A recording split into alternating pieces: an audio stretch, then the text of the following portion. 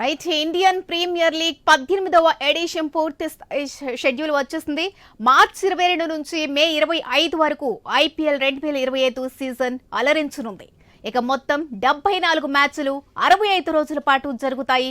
తొలి match March 22న defending champion Kolkata knight riders royal challengers Bengaluru జట్ల మధ్య ఈడెన్ గార్డెన్స్ వేదికగా ప్రారంభం కానుంది. ఇక ఫైనల్ మ్యాచ్ మే 25న జరగనుంది.